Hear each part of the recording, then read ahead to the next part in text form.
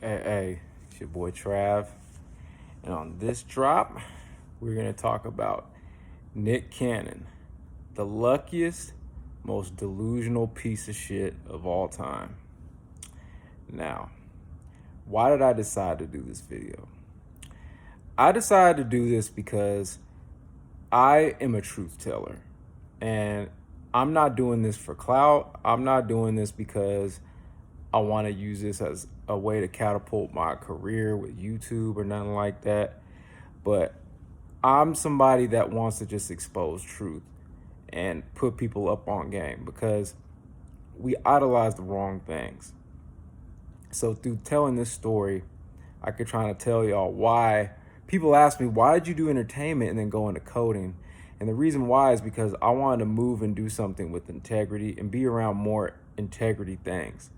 And STEM is something that a lot of people won't do because it takes discipline. But if you do it, you're basically guaranteed in this day and age to have some stable money in a time where they say no job is stable. So with that said, let me tell you my experience. I've had some family that had connections to Nick's camp. So through some people, I was able to get an internship when I was in college back in the like mid to late 2000s when I was living in Los Angeles. So I wanted to work with Nick Cannon because I was like, you know what? This is like one of these few celebrities that's like makes money. He's not trying to act like a thug. He's positive and all that. I would like to do that. You know what I mean? He's a guy out here that's doing his thing. He's in shape. He's not a bad looking guy. That's a role model to me of who I want to be around. I know people say he's corny. I know his raps aren't that good. I mean, I like Gigolo. Gigolo slap, bro. I don't care what nobody say. So, I wanted to, try it out. So I interned with him for 2 years. And then from there, I got hired. I was the first intern he ever hired. He actually hired me himself on the set of a movie he was doing when he was a part of Island Def Jam, like Teen Island. And this is when I saw like Justin Bieber before he blew up. There were other people there, but it was a time where he was kind of getting his cementing going with Incredible Entertainment, his company. He was pushing hard, and this was between the first and second runs of Wild 'N Out. So he hired me, and I wasn't making a whole lot of money. But back then, school had me squared to how much I should be making, and I didn't know. And I kind of figured by working with Nick, like, hey, this is like a black mentor that'll like look out for me and give me opportunities. But for some reason, working with him, I always was out on the wayside. I think out of all the years I worked for him in intern firms, which was 4 in total, we might have had 5 conversations. We never really talked, so I don't know. And I remember sometimes when things would happen, he'd be like, my mentor at the time, he'd be like, hey, your boy, Travis. It's like, we just never had a relationship. I tried, but I don't know. It just never worked out. I don't know why he kept me around since that was the case. We just didn't talk, but he paid me. And he doesn't put a lot of people on payroll. So with my dealings with him, he always overpromised and underdelivered. He would like say, we're going to do this. I was working on his website. We're going to be doing this, doing that. He never stayed consistent. He puts himself into too many things, and he overpromises too many things to people. Yeah, he's obsessed with being a rapper. Like, I don't know what that is. It's like, bruh, just give it up. Nobody likes your shit. But he's consistent, bruh. He won't stop. I got to give him that. He's persistent, and he is a hard worker. I'm not somebody that's going to take, things away from him. He is a hard worker, but I just don't understand, like, this fool has like the unlimited chances cheat code or something. Like, I don't understand how somebody who sucks at so much stuff that he does gets all the chances in the world. No one's ever been like, man, I can't wait for that Nick Cannon to drop. The 2 things that he's done that were tight were Drumline. I got to give him that. Drumline was tight. And Wild 'N Out. And his own agent didn't believe in him doing Wild 'N Out. He put up his own money and it worked. But why does Wild 'N Out work? From him or because who he features on the show? I always thought that he should just play the background and be a connector because he has given a lot of black entertainers chances and helped their careers. You know, DC Young Fly, Kevin Hart, Kehlani. Her, when she was Gabby Wilson, she used to come around his offices all the time. And she was just a quiet, you know, well-mannered girl with extreme talent. We all knew she was going to be something. But the funny thing is, a lot of the people he helps out don't stay. They use him as a stepping stone and then move on. Why? Because when Nick gets too invested in something, he has a chance to fuck it up. Because he's not good. He's not good at what he does himself, and his ideas half the time suck. But the thing is you're not going to get the real from black entertainers that are connected to him, because Hollywood is a connections-based industry. And in the black, you know, entertainment sphere, we could look at our entertainers like, was it Conceited or some of these other guys in Wild 'N Out that the black hip-hop community will like, but white people don't give a fuck about them. They'll be like, who the hell is that? So Nick is one of the few black entertainers out here that has like a white pass. He's got connections in Viacom like a motherfucker. So he can enable a lot of people. Do you think these black entertainers are going to fuck that up no matter what they feel? They're not. They need him. It's a connections-based industry. They don't want to burn that bridge. People in his camp that he's close to would tell me, yeah, I fuck with Nick because, you know, I need to get a show. I need to do this, because that's their connection they need. If they don't fuck with Nick, where are they going to go? They'd have to get in with some other white camps, because black Hollywood and white Hollywood are two different things. But he's like kind of in with white Hollywood. Now, he was talking about the whole, you know, black Jews thing and being woke. But then what happened when the Jews put the pressure on him? He backed up real quick. Why? Because is Nick a boss in some ways? Yes, but he's not a total boss. He still needs the Hollywood and the Viacom to survive. So he can't bite the hand that feeds him. And who's the hand that feeds him? Jews. They run Hollywood. So he's talking about something that's real, because if you look at it, they say the Jews are the chosen people and they're scattered across the globe and all that. And there's a lot of evidence that's saying blacks are the blacks are the real Jews and Hebrews. But you can't say that to the Jewish community in power, because that's disrespect to them. They take it because they believe they're the real Jews. So he had to back down. Him and Tiffany Haddish did that Black Jewish alliance. Why? Because they need jobs. And Tiffany Haddish shit sucks now. She's sold out. Just like how Kevin Hart's watered down now, because they sold out because they want to be inside Hollywood. And there's only so many spots for black folk. He had a R&B group that consisted of two of his brothers and this other producer. And it's called Writers and Artists. He named it that. And I don't know why he called it that. But in dealing with that, I just saw like how he wasn't a good leader. Like, one of the guys in the group, the main producer, who had some talent, was just this corrupt private school Christian kid that got some little power and then acted like a little punk, would talk and lie, talk shit, lie, all that. And no one liked him, but he kept him around probably because he could use him for cheap labor. Nixon is an exploiter. He will exploit you. Like, he could have mentored me more, but he had me doing hella shit. And I thought I was going to move up, but nah, it's basically because I was willing to say yes. He could have gave me more money. He could have gave me up and said, hey, Trav, you know, when you move like this, do that. He didn't do that because he knew since I went to college and I was book smart that I wasn't smart with business, and he exploited that. Hey, it is what it is. I didn't think he'd do that. I was thinking working for a black company that, you know, these black men were going to mentor me. But a lot of my mentors, I saw that they were kind of childish in some of their thinking. And they don't know business either. A lot of the guys around him aren't eating. They need him. Like, I'm sorry, bruh. Like, I quit working for him after a situation happened, but this was before he was wearing that stupid ass turban. I would have quit right when he started wearing that turban. I would have put in my 2-week notice and they said, reason for leaving, your fucking weak ass turban. I would have said that. Because the thing is I will move on or change careers to save integrity. These entertainers aren't going to do that. They don't want real jobs. They want to make big money and be in the limelight for these fucking gold diggers and all that. And they need him for that. Because like I said, they're black Hollywood. They're not white Hollywood. We don't have money supplies like that. We still got to go to the white folk and get approval to do our black shit.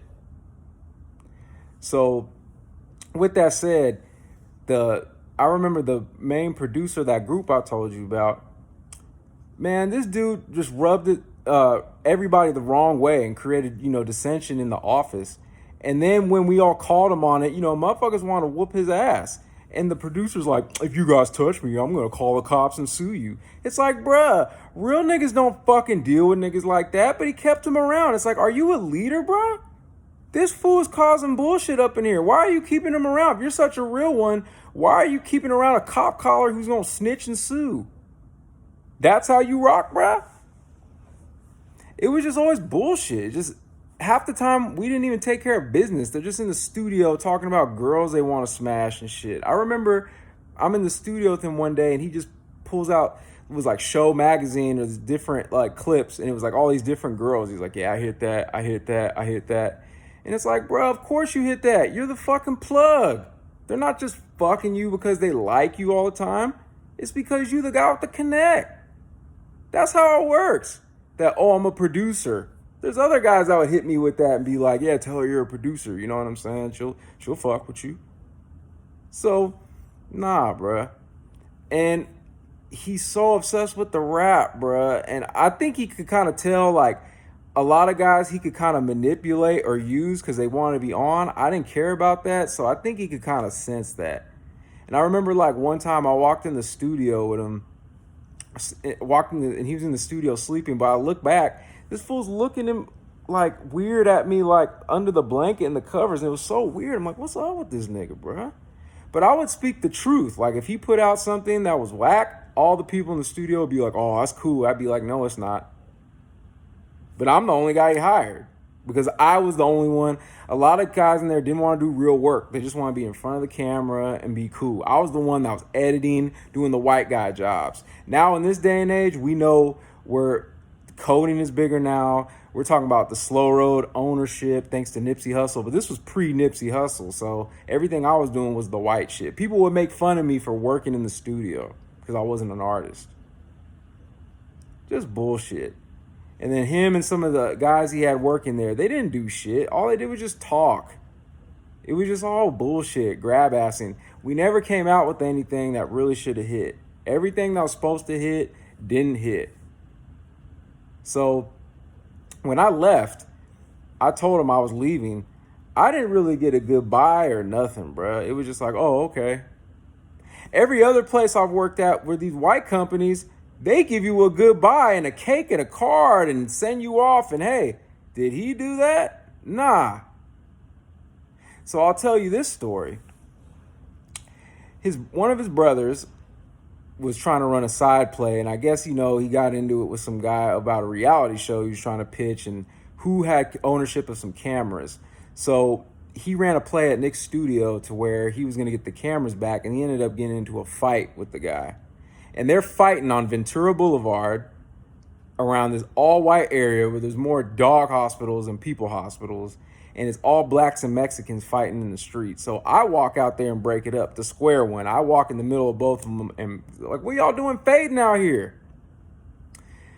The guy comes back that his brother got into it and lies and said we had guns and with the police. So the police take us and put us in holding cells. I get taken too. The guy looks at me and goes, he was there too. And I get put in handcuffs. Earlier that day, it was the worst day.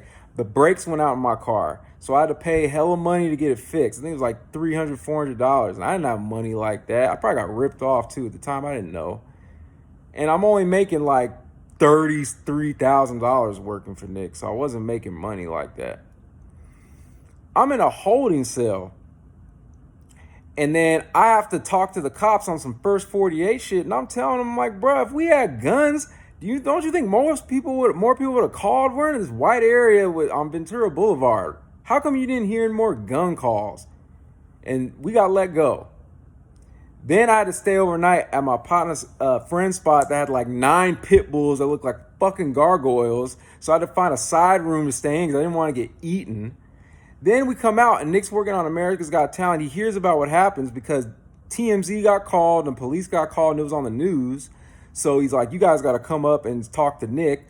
We come up there. I tell him what happens. This fool had like no remorse for me. He was just like, well, why'd you let my brother in? Because it's your brother, motherfucker.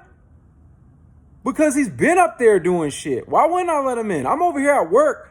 That shit came to me. And I broke up the fight and I got sent over. Then I fucking had to go through all that bullshit. You don't even care. It's not even like, I'm sorry you went through that. His own brothers don't even like him at times. I've told his brothers multiple times, man, I want to knock your brother the fuck out. They didn't say shit. The family dynamics with them are all messed up. It's just weird. It was just, people don't know the real. And you just see the outside. Now you see he's having all these kids with different women.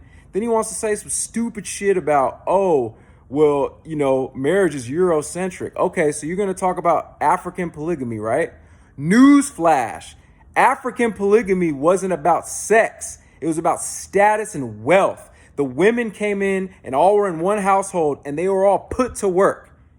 You've had, other than Mariah, who's a moneymaker, so we won't count her. But the other women you had kids with, what? It's 2 fucking models and a DJ. They're not in the same house. You say it's a Eurocentric concept, but you're not having Afrocentric fucking children. They're all over the damn place as far as race. And then, are they getting put to work? Them bitches is fucking you so they can get 18 years of child support, my nigga. That's not African polygamy. That's you getting your resources fucking used. And them using the baby as a meal ticket. That's not the traditional African polygamy that's done. They're not helping you build a fucking empire. They're leeching off your empire, dumbass. But you think these entertainers are going to fucking say anything about it? No, because they need him. I got messages from people in his camp that are like, I want to find somewhere else to go. I don't want to work with Nick's camp anymore. In my Facebook. But I don't need to show it, but I got it. This guy, but I don't understand. If there's an Illuminati, this motherfucker's in it. Because I don't understand how he gets so many chances. Now he's got a new TV show. How the fuck? I wish a nigga like me could get those chances. He's got like Game Genie in real life. I don't know how he's got to let me know how he's casted these cheat codes. Well, maybe he did some voodoo or something like that. Maybe that's the African shit he did do. Because let me get that with the talent I got. Shit, nigga, I'd be a fucking mogul. And I don't, what it is people don't fucking stand up. There's so many people that would complain to me about him. And I would see grown men who I used to like look up to kiss his ass because they need paychecks. I had to get out of there. See, I'll change a career for my integrity, which I've done. That's a big reason why I went into coding, because I want to do a career that you're such in demand, you can have some integrity and always find some money. He's doing rap songs with some of these guys on Wild Now. You think that they want to do those songs? They're doing it because it's pressure, because he always wants to be a rapper. If he signs you as an artist, he's going to find a way to insert himself in it. Like Puff Daddy does, but more lame. You think that Black Squad shit doing with the Wild Now members, they really want to do that? Who's ever said, man, I need that Nick Cannon feature? No. So the guys, I don't get it, bro. It is what it is. I did send him a message when he got lupus originally, because I was like, I don't wish death on nobody. And, you know, he still has children. But I don't fucking like the guy at all. He's selfish. He's delusional. He's from what I know, too, he's done some shady tax shit with one of his brothers. I don't know how true that is. But how do I work for the guy for 4 years and we don't even have a fucking relationship? We only talked like 4 or 5 times. And he bullshitted on everything we were supposed to do. And that's why I left, and I used his name, and I went to the Niners and ESPN and did all the shit I had to do. So that's my story on that motherfucker right there. I did meet Mariah a couple times, and that was cool. She served us tacos. You know what I'm saying? We went over there playing basketball, and then she came down random. I hear somebody from my background go, hey, does anybody want tacos? And I look around, it's Mariah Carey, and I was like, oh, this is pretty cool, though. I was like, shit. I'm thinking in my head, like, I don't want no tacos, but you could sing Hero or some shit. And then she actually, like, cut some dude's hair. But people in this camp would even tell me, there were multiple people that were in the industry that would pull me to the side and be like, bruh, you got talent. You're one of the few hardworking guys here. You're always in there doing something. He's like, you got to leave. Use it for what it is and get out, bro. Don't stay here. Incredible entertainment. Ain't nothing incredible about that shit. What the fuck has come out of incredible entertainment? Some incredible bullshit. So that's my little rant about Nick Cannon. For me and him, like I said, fuckhim.com.